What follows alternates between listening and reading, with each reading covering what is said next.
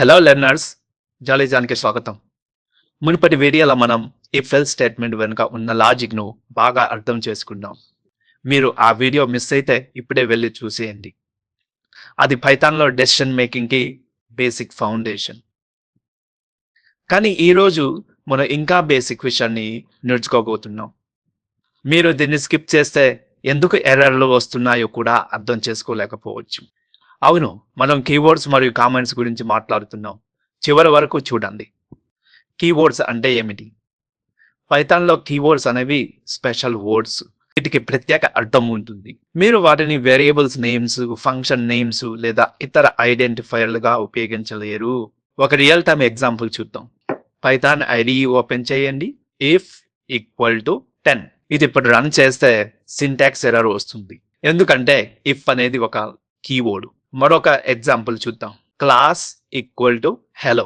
ఇది కూడా ఎర్రర్ వస్తుంది. ఎందుకంటే ఇవి నార్మల్ వర్డ్స్ గా కనిపించిన పైథాన్ వీటిని ప్రత్యేకంగా ట్రీట్ చేస్తుంది. ఏవి కీవర్డ్స్ అనేవి ఎలా తెలుసుకోవాలి? పైథాన్ లో అందుబాటులో ఉన్న అన్ని కీవర్డ్స్ చూడాలంటే ఒక మాడ్యూల్ యూజ్ చేయాలి. Keyword, import keyword, print keyword dot KW list.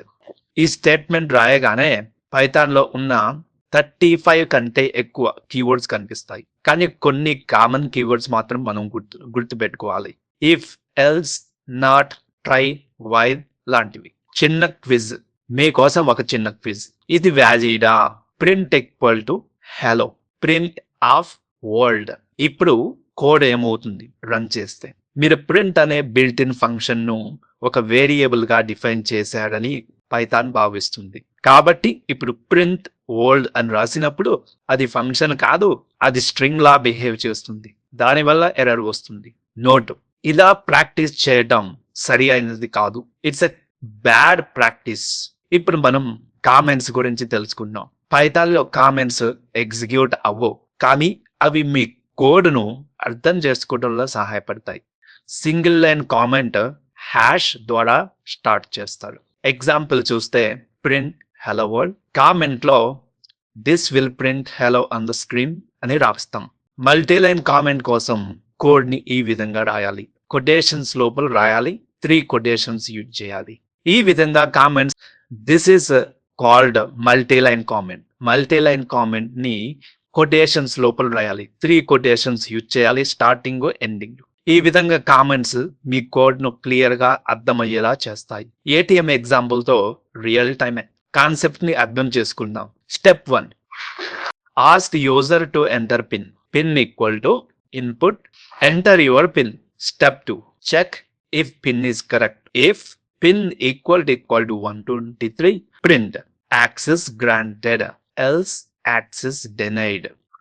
ఇక్కడ కామెంట్స్ వల్ల కోడ్ రీడబిలిటీ చాలా ఇంప్రూవ్ అవుతుంది. మీరు కోడ్ రాసిన తర్వాత 6 నెలల తర్వాత చూసినప్పుడు లేదా మీ టీమ్మేట్ చూస్తున్నప్పుడు వాళ్ళకి కోడ్ అవ్వటంలో సహాయపడతాయి. Quick revision. If, for, while లాంటి కీవర్డ్స్ వేరియబుల్స్ లాగా ఉపయోగించరాదు. కామెంట్స్ రాయాలంటే హ్యాష్ చిహ్నంతో స్టార్ట్ చేయాలి.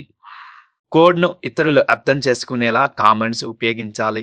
చివరిగా, ఈ వీడియో మీకు ఉపయోగపడితే లైక్ చేయండి, షేర్ చేయండి, సబ్స్క్రైబ్ చేయండి.